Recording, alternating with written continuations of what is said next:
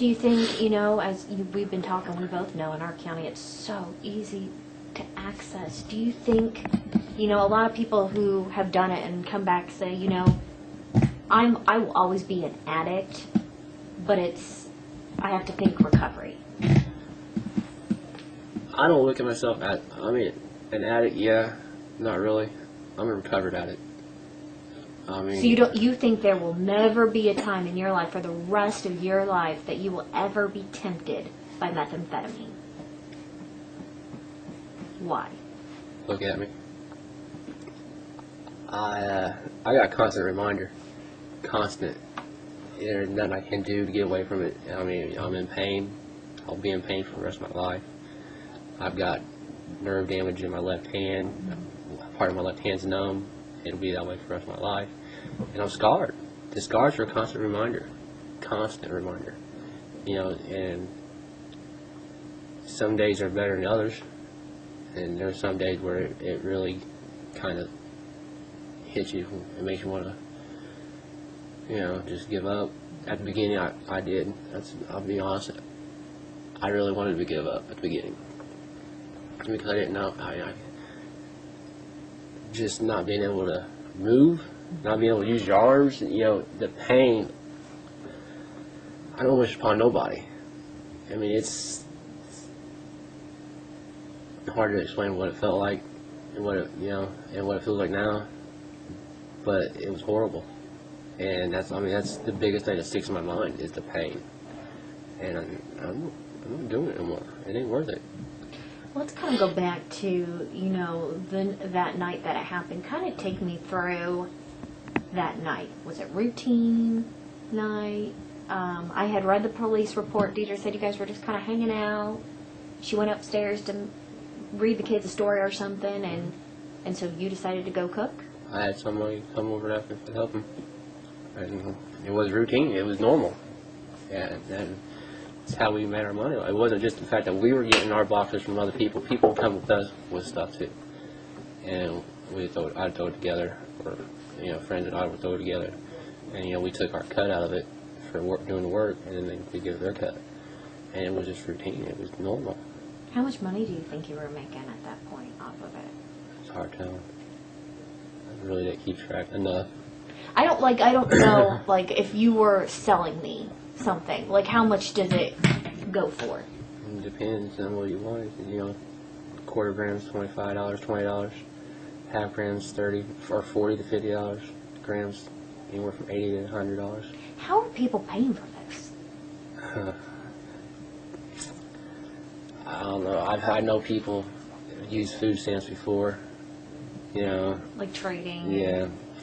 People just coming with, stolen goods, okay, stuff out of their own house, whatever.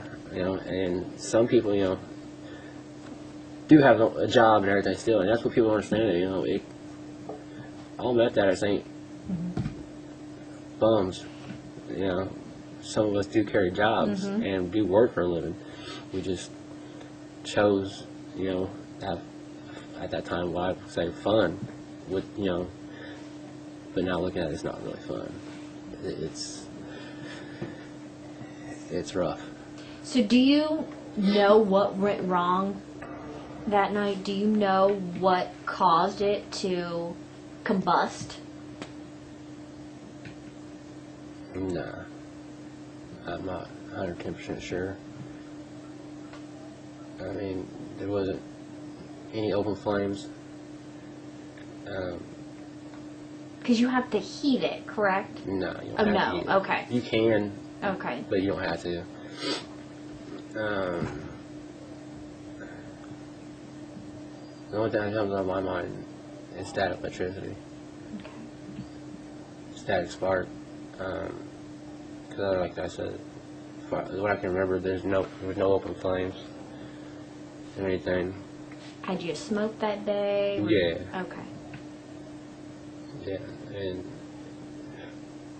it's not just the drug that gets you high. For cooks, it's the whole process. You get a high off of cooking. Really? Okay, explain that to me. I think it's more like an adrenaline high, but you get high off of cooking. And I mean, that's where I think my biggest addiction part was. Is not just knowing that I'm putting something together, you know, some nasty stuff together, but it's the back of your mind, you're thinking, you know, seeing your friends or your buddies that come and get it and getting high off of it, you know, kind of got you a high too. It's like baking a really good pie and your friends saying that's really good pie. Yeah. That's kind of would that be kind of correct? Yeah. Okay, I understand that. Yeah. I understand that. You know, and then like I said, it just, the concept of, you know, getting your anhydrous and everything, you get a rush off all that. You know, just adrenaline rush, just, you know, just, and that's what a lot of people get addicted to, too. Gotcha. Is that, you know, and it's,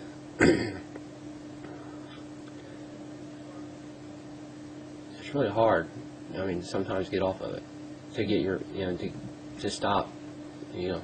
I personally, still to this day, joke about it. You know, I kind of, but it's more, or I'll joke and talk about it. I'll joke about my accident, but it's my way of putting up with things, you know. Your way of coping. Yeah, and I'll talk about it. If anybody comes up and asks me, I'll talk about it. I'll tell them. You know, I'm not ashamed.